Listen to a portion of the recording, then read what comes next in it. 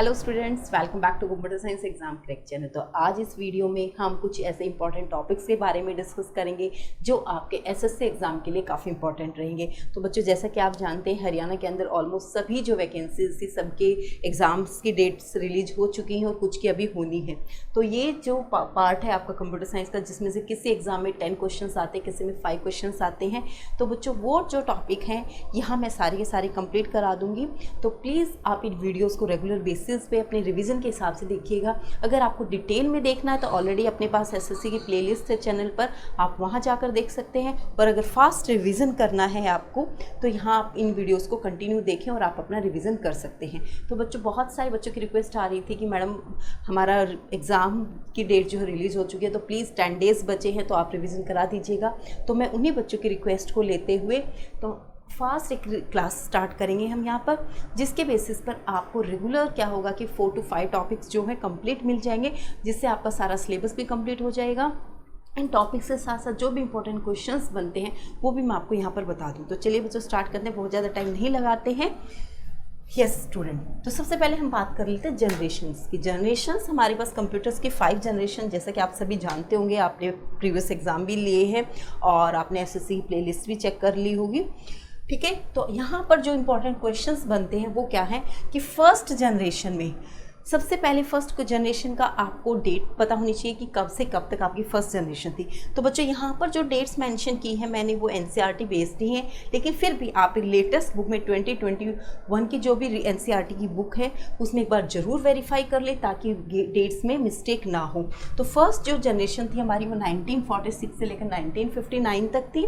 Second जो question बनता है फर्स्ट जनरेशन में, जो आपसे पूछा जा सकता है कि फर्स्ट जनरेशन में क्या यूज़ होता था, तो आपको डिफरेंट ऑप्शंस अवेलेबल होंगे, vacuum tube, micro processor, micro controller, operating system. But आपका आंसर क्या होना चाहिए? Vacuum tube based. ठीक है, तो फर्स्ट जनरेशन किस बेस्ड थी? Vacuum tube based. और जो थर्ड क्वेश्चन बनेगा बच्चों वो बनेगा कि कौन सी लैंग्वेज फर्स्ट जनरेशन में यूज़ होती थी। तो बच्चों, मशीन लैंग्वेज जो थी फर्स्ट जनरेशन में यूज़ होती थी, इसे भी आप ध्यान रखना। एंड फोर्थ क्वेश्चन जो है फर्स्ट जनरेशन में ये बनते हैं आपको एनीवैक, एडवैक, एडसेक और यूनिसेक। अगर इस टाइप की कोई टर्म आ जाती है, ये भी सभी फर्स्ट जनरेशन में थी। जब मैं आपको एमसीक्यूज कराऊंगी मैं इनकी फुल फॉर्म भी आपको बता दूंगी। ठीक है, तो ये 4 क्वेश्चंस आपके यहाँ पर बनते हैं। अब नेक्स्ट जो है हमारे पास सेकंड जनरेशन। सेकंड जनरेशन बच्चों 1956 से लेकर 1963 तक थी। क्या यूज़ होता था इसमें? ट्रांजिस्टर्स यूज़ होते थे। पहला क्वेश्चन ये, सेकेंड क्वेश्चन ये। ठीक है, यहाँ पे ट्रांजिस्टर्स यूज़ होते थे। और सेकेंड जनरेशन में बच्चों हमारे पास डेट आ गई और ट्रांजिस्टर बेस्ड आ गया। और जो थर्ड जनरेशन थी, थर्ड जनरेशन से आईसीज स्टार्ट हो गई थी। आईसीज क्या होते हैं? Integrated circuit. ठीक है, तो ये क्वेश्चन जनरली पूछा जाता है कि आईसीज कब स्टार्ट हुई थी। तो बच्चों, थर्ड जनरेशन से आईसीज स्टार्ट हो गई थी। और ये कब से कब तक थी जनरेशन आपकी? 1964 से 1971 तक। फोर्थ जनरेशन क्यों फेमस है? वो अपने माइक्रो प्रोसेसर की वजह से फेमस है। किसकी वजह से? Micro processor.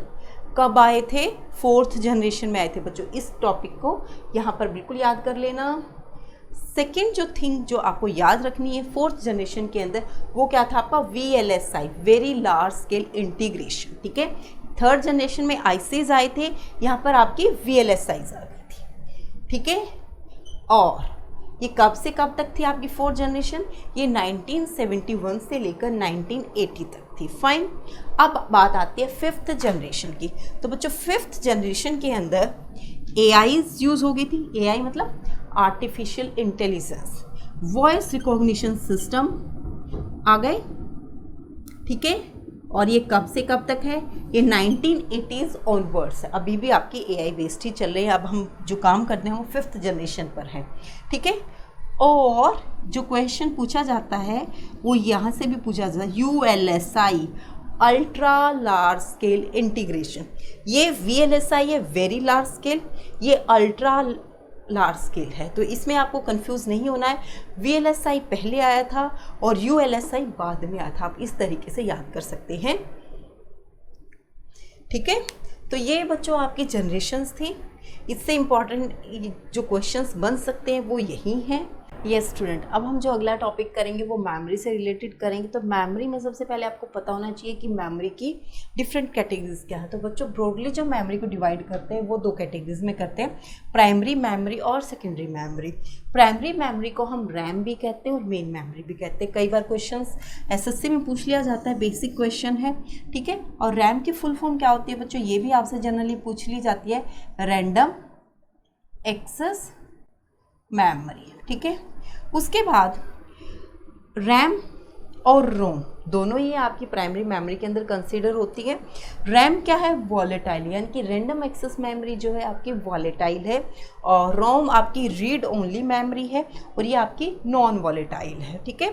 उसके बाद रैम जो है फर्दर दो कैटेगरीज में डिवाइड हो गया है, स्टैटिक रैम और डायनेमिक रैम। स्टैटिक रैम में आपकी इन्फॉर्मेशन मेंटेन रहती है और यहाँ पे आपकी इन्फॉर्मेशन रिफ्रेश हो जाती है। अगला है रोम। रोम क्या है, आपकी non volatile memory. Non volatile में आपके पास आती है प्रोग्रामेबल रीड ओनली मेमोरी, कई बार फुल फॉर्म भी पूछ ली जाती है बच्चों, erasable programmable read only memory, electronically erasable programmable read only memory, ठीक है। अब जो थर्ड क्वेश्चन आता है वो सेकेंडरी मेमोरी से रिलेटेड आता है। आपको पता है कि सेकेंडरी मेमोरी आपकी hard disk, pen drive, floppy, DVD, CD सभी आपकी क्या सेकेंडरी मेमोरी होती है। कई बार हम अपने सिस्टम में एक एक्सटर्नल हार्ड डिस्क लगा लेते हैं, वो भी आपकी सेकेंडरी मेमोरी में आती है। अब एक और क्वेश्चन यहाँ से बनेगा बच्चों, मेमोरी से रिलेटेड अगर क्वेश्चन पूछे जाते हैं तो यही क्वेश्चन पूछे जा सकते हैं। Cache memory. कैश मेमोरी क्या है, सबसे फास्टेस्ट मेमोरी होती है, सबसे हाईएस्ट स्पीड होती है, ठीक है। सबसे ज़्यादा तो रैम की होती है। रैम के बाद जो सेकेंड कैटेगरी आती है बच्चों वो आपकी कैश मेमोरी की आती है, ठीक है।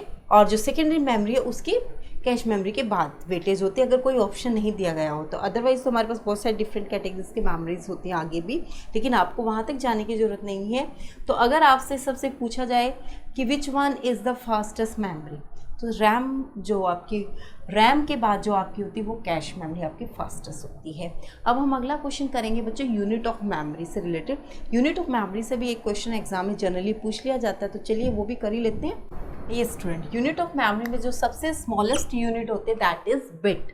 बिट क्या, आइदर 0 और 1, ट्रू और फॉल्स, क्योंकि आपको पता है कि हमारा जो कंप्यूटर सिस्टम वर्क करता है किस पे काम करता है, बिट्स पे। क्योंकि ये मशीन लैंग्वेज में काम करता है, मशीन लैंग्वेज दो ही चीज़ें चलती है, या तो ऑन होगा या ऑफ होगा, या ट्रू होगा या फॉल्स होगा, या 0 होगा या 1 होगा, ठीक है। उसके बाद है बच्चों 1 byte. 1 byte equal to 8 bits, exam में पूछ लिया जाता है ये क्वेश्चन भी। उसके बाद है निबल। निबल ये भी जनरली पूछा जाता है बच्चों, ये मैंने कई बार देखा है एग्जाम में, क्योंकि आजकल जो ट्रेंड चल रहा है एग्जाम का वहाँ पे बाइट के बजाय निबल पूछ लिया जाता है, क्योंकि उनको लगता है कि बच्चों को नहीं पता हो, या इस तरीके से आपको कंफ्यूज करने के लिए पूछ लेंगे कि 2 निबल इक्वल टू ऑब्वियस है वो आपका 1 बाइट हो जाएगा, ठीक है। तो इस तरीके से 4 बिट होती है निबल में, और किसी भी तरीके से घुमाकर अगर आपसे क्वेश्चन पूछता है तो आपका आंसर परफेक्ट होना चाहिए, क्योंकि आप इन बिट्स के साथ इनकी जो यूनिट है इनको ध्यान से करना। उसके बाद आता है बच्चों 1 किलोबाइट। 1 किलोबाइट यानी कि 1024 बाइट्स या फिर 2⁻10 बाइट्स, दोनों ही ऑप्शन आपको गिवन हो सकते हैं एग्जाम में। तो 1 किलोबाइट ये होता है। उसके बाद बच्चों मेगाबाइट। 1 मेगाबाइट यानी कि 1024 किलोबाइट होती है। उसके बाद 1 गीगाबाइट, 1024 ये होता है आपका मेगाबाइट। उसके बाद 1024 गीगाबाइट, 1024 टेराबाइट और 1024 पेटाबाइट, ठीक है बच्चों। अब आप कहेंगे कि मैडम इनको याद कैसे करें, तो बच्चों 1 किलोबाइट तक तो याद हो जाएगा आपको, बिट, बाइट, निबल और किलोबाइट। उसके बाद एक ट्रिक अपनाते हैं यहाँ से, मेरा घर तो पंजाब है, ठीक है। तो मेरा मतलब मेगाबाइट, और ये किसके इक्विवेलेंट होती है, 1024 किलोबाइट के, या फिर आपसे पूछ लिया जाएगा 2⁻10 बाइट्स के, ठीक है। मेरा घर यानी कि गीगाबाइट, 1024 मेगाबाइट के इक्वल होता है, और ये जो है इसकी प्रीवियस जो यूनिट होती है वो आपका यहाँ लिखा होता है, ये 2⁻30 होता है। उसके बाद मेरा घर तो यानी कि टी मतलब टेराबाइट, 1024 गीगाबाइट के बराबर होता है, ये 2⁻40 बाइट्स होता है। उसके बाद 1 पेटाबाइट। 1 पेटाबाइट क्या होता है, 1024 टेराबाइट यानी कि 2⁻50 बाइट, ठीक है। ये तो मेरा घर तो पंजाब, ए मतलब एटाबाइट, ये 2⁻60 बाइट्स हो जाता है। ठीक है, इनको तो आप इस तरीके से याद कर सकते हैं, मेरा घर तो पंजाब है। ठीक है, इसको याद करके आप उसकी प्रीवियस वाली डिजिट यूनिट लिखेंगे तो आपका आंसर हो जाएगा। अगर आपसे पूछा जाए जीबी मतलब 1024 मेगाबाइट, अगर वो टेराबाइट पूछता है तो 1024 गीगाबाइट, पेटाबाइट पूछता है तो 1024 टेराबाइट, इस तरीके से। अब ये 2 यूनिट और बची हैं बच्चों आपकी, ज़ेटाबाइट और योटाबाइट। अब ज़ेटाबाइट 1024 एटाबाइट के बराबर होता है और योटाबाइट 1024 ज़ेटाबाइट के बराबर। इसको याद करने का आप अपोजिट कर लेना कि वाई वैसे हमारे अल्फ़ाबेट में पहले आता है लेकिन यहाँ पर बाद में है, और आज के दिन जो हम काम कर रहे हैं बच्चों वो हम योटाबाइट पे ही कर रहे हैं। तो आई होप कि इसमें आपका कोई गलत नहीं होगा क्वेश्चन। एक क्वेश्चन मैंने यहाँ से बता दिया, यहाँ से पूछ लिया जाता है, या फिर वो घुमा कर पूछ सकता है, या फिर या तो ये यूनिट दे देगा या ये यूनिट दे देगा। तो आपको इनको याद रखना है बच्चों, आपकी गलती नहीं होनी चाहिए। ये आपका 2⁻70 हो जाएगा, ये 2⁻80 बाइट्स हो जाएगा। तो इस तरीके से आप कर सकते हैं बच्चों। आई होप कि ये टॉपिक आपको क्लियर हो जाएगा। अब हम बात करते हैं बूटिंग की। बूटिंग क्या होता है और कितने टाइप की बूटिंग होती है।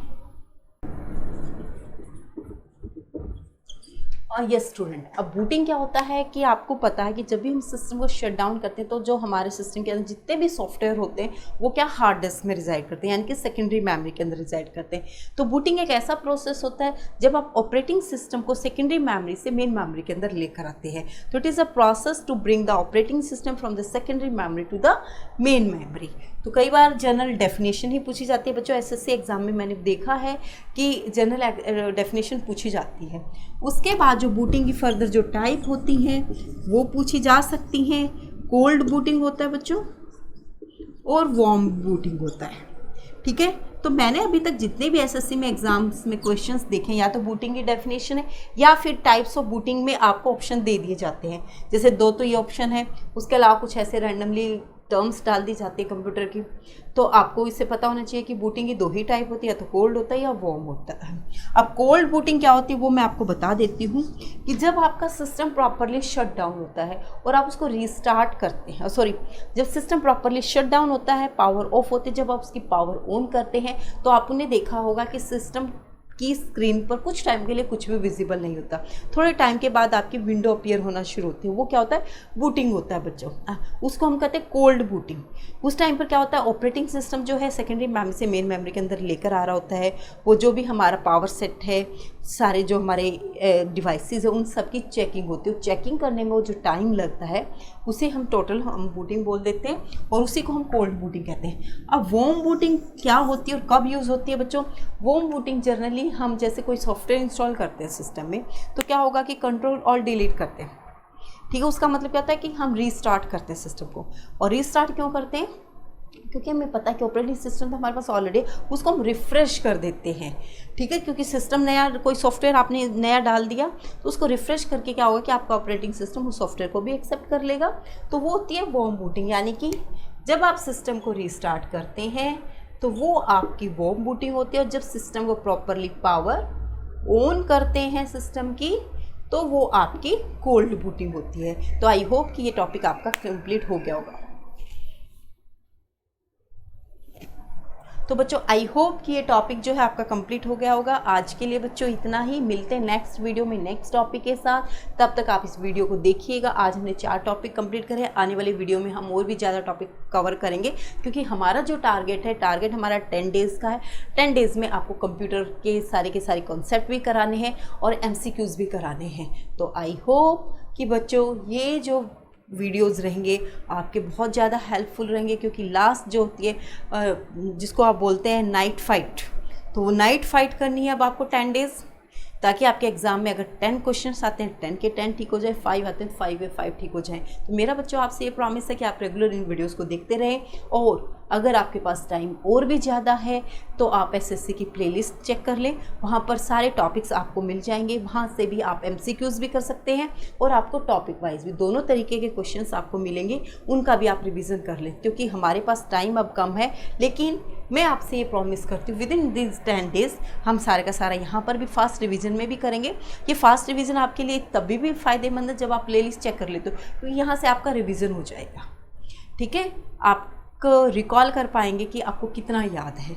तो आज के लिए बच्चों इतना ही। मैक्सिमम इस वीडियो को शेयर कीजिएगा, लाइक कीजिएगा और कमेंट कीजिएगा। आज के लिए इतना ही, मिलते हैं नेक्स्ट वीडियो में नेक्स्ट टॉपिक के साथ। तब तक के लिए थैंक यू वेरी मच।